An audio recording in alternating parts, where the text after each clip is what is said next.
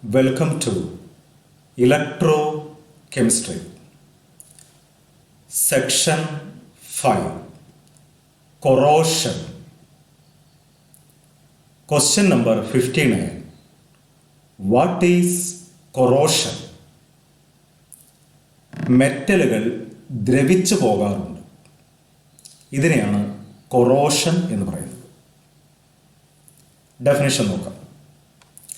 It is the process of slow conversion of metals into their oxides by the action of moisture, oxygen, and other gases of the atmosphere. അന്തരീക്ഷത്തിലെ ഈർപ്പം, അതാണ് moisture, oxygen, മറ്റു വാതകങ്ങൾ, ഉദാഹരണം carbon dye oxide, ഇവയുമായി സമ്പർക്കത്തിൽ വരുമ്പോൾ മെറ്റലിൻ്റെ സർഫേസിൽ ഓക്സൈഡുകൾ ഉണ്ടാകും. മെറ്റലിൻ്റെ സർഫേസ് മെല്ലെ മെല്ലെ അതിൻ്റെ ഓക്സൈഡായി മാറും. ഇതിനെ വിളിക്കുന്ന പേരാണ് corrosion. It is the process of slow conversion of metals into their oxides by the action of moisture, oxygen, and other gases of the atmosphere. അതായത് മെറ്റലിൻ്റെ സർഫേസ് മെല്ലെ മെല്ലെ കേടുവരും. Slow destruction of the metal surface. അപ്പോൾ മറ്റൊരു definition കൂടെ നോക്കാം. It is the process of slow destruction of metal surface when it is in contact with moisture, oxygen, and other gases of the atmosphere. അന്തരീക്ഷ വായു, അതായത് oxygen, വായുവിലെ വെള്ളം, ഈർപ്പം, മറ്റു വാതകങ്ങൾ ഇവയുമായി സമ്പർക്കത്തിൽ വരുമ്പോൾ മെറ്റലിൻ്റെ ഉപരിതലം മെല്ലെ മെല്ലെ കേടുവരും. ഇതിനെയാണ് നമ്മൾ കൊറോഷൻ എന്ന് വിളിക്കുന്നത്. ഓക്കെ, ഏത് ഡെഫിനേഷൻ പഠിച്ചാലും കുഴപ്പമില്ല, ഏതെങ്കിലും ഒന്ന് പഠിച്ചാലും മതി. അടുത്ത question. Give examples of corrosion. കൊറോഷന് ഉദാഹരണങ്ങൾ ഏതൊക്കെയാണ്? 1. Rusting of iron. ഇരുമ്പ് തുരുമ്പിക്കുന്നത് കൊറോഷനാണ്. 2. Tarnishing of silver. കുറച്ചു കാലം ഉപയോഗിച്ചാൽ സിൽവർ ബ്ലാക്ക് കളറായിട്ട് മാറും. സിൽവറിൻ്റെ മേലെ ബ്ലാക്ക് കളർ വരാറുണ്ട്. ഇതിനെയാണ് ടാർണിഷിംഗ് എന്ന് വിളിക്കുന്നത്. 3. Development of a green coating on copper and bronze. കോപ്പറിൻ്റെയും ബ്രോൺസ്, നമ്മൾ മലയാളത്തിൽ ഓട് എന്ന് പറയും, കോപ്പറിൻ്റെയും ബ്രോൺസിൻ്റെയും മേലെ പച്ച നിറത്തിലുള്ള കോട്ടിംഗ് ഉണ്ടാവാറുണ്ട്. ക്ലാവ് പിടിക്കുക എന്ന് മലയാളത്തിൽ പറയും. ഇതൊക്കെ കൊറോഷനാണ്. അപ്പോൾ ഏതൊക്കെയാണ് corrosion example? Rusting of iron, tarnishing of silver, development of a green coating on copper and bronze. അടുത്ത ക്വസ്റ്റ്യൻ. What is rusting? എന്താണ് തുരുമ്പിക്കൽ? ഇരുമ്പ് ദ്രവിക്കുന്നതിനെയാണ് തുരുമ്പിക്കൽ എന്ന് പറയുന്നത്. Corrosion of iron is known as rusting. അടുത്ത ക്വസ്റ്റ്യൻ. What is rust? എന്താണ് തുരുമ്പ്? എന്താണ് അതിൻ്റെ chemical formula? Hydrated ferric oxide is known as rust. എന്താണ് തുരുമ്പ്? Hydrated ferric oxide. Hydrated ferric oxide. Hydrated ferric oxide is known as rest. എൻ്റെ formula നോക്കൂ. Fe2O3 XH2O. X water മോളിക്യൂൾസും hydration ഇതിനെ കാണിക്കാനാണ് XH2O എന്ന് എഴുതിയത്.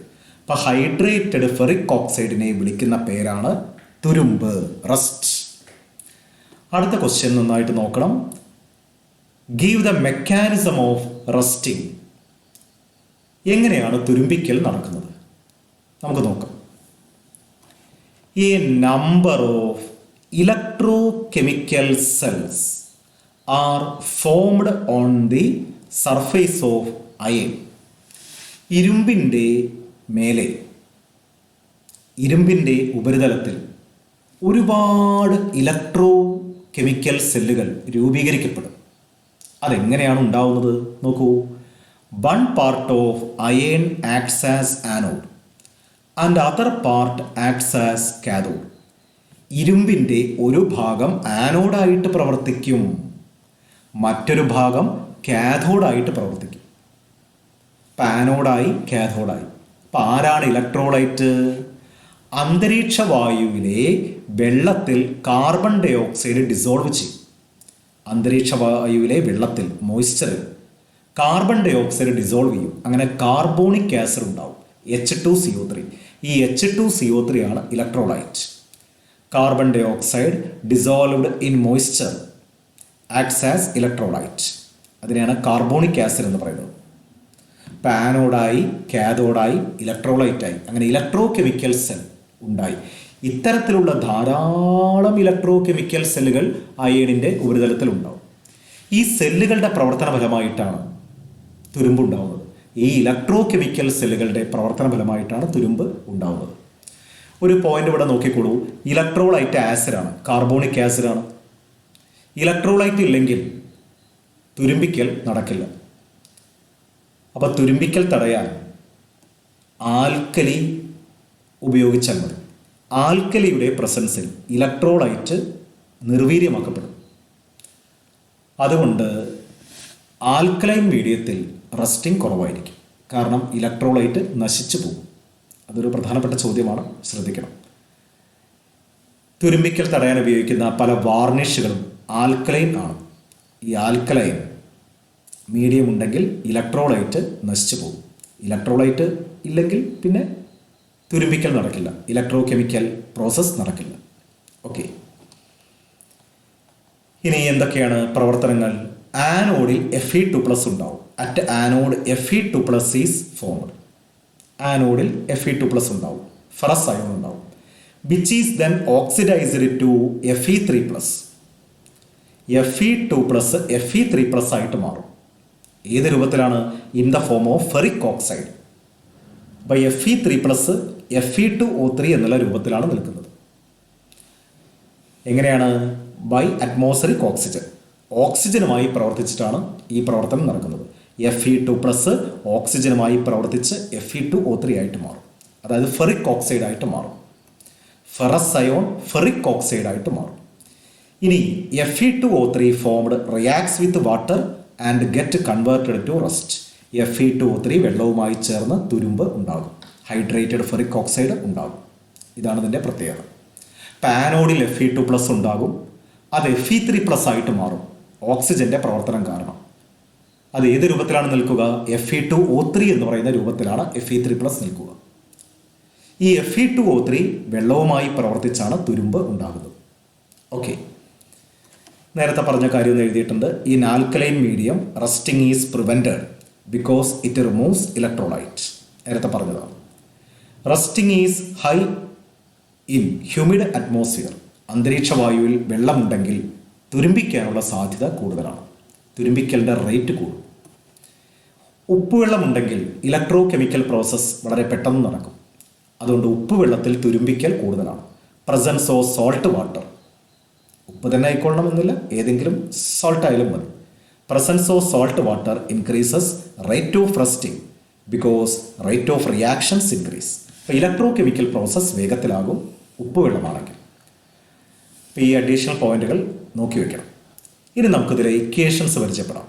Give the reactions involved in rusting. നോക്കൂ, ആനോഡിൽ Fe2+ ഉണ്ടായി, ഇലക്ട്രോൺ പുറത്തേക്ക് വന്നു. ഇക്വേഷൻ 10 തവണ എഴുതി പഠിക്കണം. ഓക്കെ, ആനോഡിൽ Fe2+ ഉണ്ടായി, ബാലൻസ് ചെയ്ത് എഴുതണം. കാഥോഡിൽ ഈ 4 ഇലക്ട്രോണുകളെ സ്വീകരിക്കുന്നു. ഓക്സിജനും H+ഉമാണ് പങ്കെടുക്കുന്നത്. കിട്ടുന്ന പ്രൊഡക്റ്റ് വാട്ടർ. ഓക്കെ, ആനോഡിൽ ഇലക്ട്രോൺ പുറത്തേക്ക് വന്നു, കാഥോഡിൽ ആ പുറത്തായ ഇലക്ട്രോൺ സ്വീകരിച്ചു. നെറ്റ് റിയാക്ഷൻ എങ്ങനെ എഴുതും? ആനോഡിലെയും കാഥോഡിലെയും റിയാക്ഷൻ കൂട്ടിയാൽ മതി. ലെഫ്റ്റ് സൈഡ് കൂട്ടിയാൽ എന്തൊക്കെ കിട്ടും? 2Fe പിന്നെ O2 4H+. ഇലക്ട്രോൺ ക്യാൻസൽ ചെയ്ത് പോകും. ഇവിടുത്തെ ഇലക്ട്രോണും ക്യാൻസൽ ചെയ്ത് പോകും. പ്രത്യേകിച്ച് എഴുതണ്ട. പിന്നെ റൈറ്റ് സൈഡിൽ ആരൊക്കെ ഉണ്ട്? 2Fe2+, പിന്നെ 2H2. ഇപ്പം ആനോഡിലെയും കാഥോഡിലെയും റിയാക്ഷൻസ് കൂട്ടുക. ലെഫ്റ്റ് സൈഡ് കൂട്ടുക, റൈറ്റ് സൈഡ് കൂട്ടുക. അങ്ങനെയാണ് നെറ്റ് റിയാക്ഷൻ കിട്ടുന്നത്. ഇതൊക്കെ നമുക്കറിയാം. ഇനി തുരുമ്പുണ്ടാകുന്ന റിയാക്ഷൻ നോക്കാം. ഫർദർ റിയാക്ഷൻ Fe2+ എന്തായിട്ട് മാറും? Fe2O3 ആയിട്ട് മാറും. നേരത്തെ പറഞ്ഞു Fe2+ Fe2O3 ആയിട്ട് മാറും. ഫെറിക് ഓക്സൈഡിൻ്റെ രൂപത്തിലായി മാറും. Ferric oxide. ഇതിൽ പങ്കെടുക്കുന്നത് ഓക്സിജനും വാട്ടറുമാണ്. അന്തരീക്ഷവായുവിലെ വെള്ളം, പിന്നെ അന്തരീക്ഷവായുവിലെ ഓക്സിജൻ. ഇപ്പോൾ Fe2+ Fe2O3 ആയിട്ട് മാറും. Fe2O3 വെള്ളവുമായി പ്രവർത്തിച്ച് തുരുമ്പുണ്ടാവും.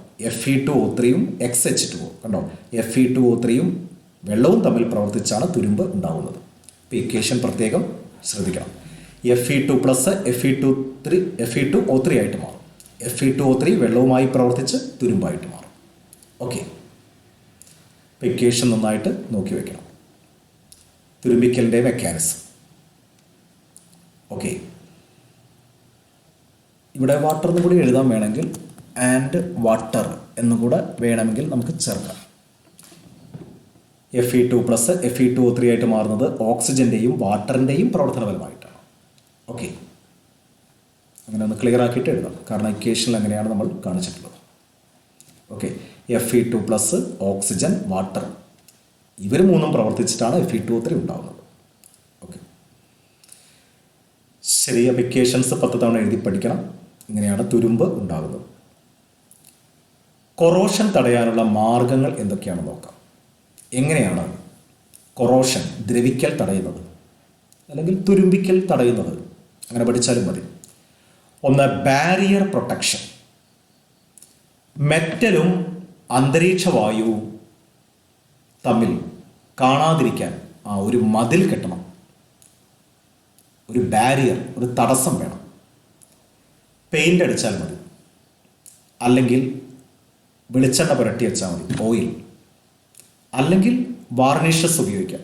Bisphenol, alkaline phosphate, alkaline chromate തുടങ്ങിയ കെമിക്കൽസ് ഉപയോഗിക്കാം. അപ്പോൾ എന്താണ് barrier protection? A barrier is created between metal and atmosphere by using paint, oil, varnishes, etc. Bisphenol, alkaline phosphate, alkaline chromate ഇതൊക്കെയാണ് വാർണിഷസ് ആയിട്ട് ഉപയോഗിക്കാറുള്ളത്. അപ്പം മെറ്റലും അന്തരീക്ഷവും തമ്മിൽ കണ്ടാൽ മാത്രമേ തുരുമ്പിക്കൽ ഉണ്ടാകൂ. അപ്പം മെറ്റലും വായുവും തമ്മിലുള്ള ബന്ധം നമ്മൾ കട്ട് ചെയ്യാൻ, ഒരു ബാരിയർ ക്രിയേറ്റ് ചെയ്യുക. ഇതിനെ വിളിക്കുന്ന പേരാണ് ബാരിയർ പ്രൊട്ടക്ഷൻ. പെയിൻ്റ് അടിക്കുന്നത് ബാരിയർ പ്രൊട്ടക്ഷനാണ്. Okay, sacrificial protection. The metal is covered with highly active metals like tin, zinc, magnesium etcetera. ഏത് മെറ്റലിനെയാണോ നമുക്ക് കൊറോഷനിൽ നിന്ന് രക്ഷിക്കേണ്ടത് അതിനെ ആക്റ്റീവായിട്ടുള്ള മെറ്റൽ കൊണ്ട് കവർ ചെയ്യണം. ടിന്ന്, സിങ്ക്, മഗ്നീഷ്യം നമ്മൾ പഠിച്ചിട്ടുണ്ട് ഇലക്ട്രോ കെമിക്കൽ സീരീസിൽ. ഏറ്റവും മേലെയുള്ള മെറ്റൽസ് ആക്റ്റീവാണ്, ഓക്സിഡേഷൻ പെട്ടെന്ന് നടക്കും. ഇത്തരത്തിലുള്ള മെറ്റൽസിനെ കൊണ്ട് നമുക്ക് സംരക്ഷിക്കേണ്ട മെറ്റലിനെ കവർ ചെയ്താൽ മതി. ഇതിനെ വിളിക്കുന്ന പേരാണ് സാക്രിഫിഷ്യൽ പ്രൊട്ടക്ഷൻ. Sacrificial protection. ഒരു എക്സാമ്പിൾ പറയാം. ഇരുമ്പിനേക്കാൾ ആക്റ്റീവാണ് സിങ്ക്.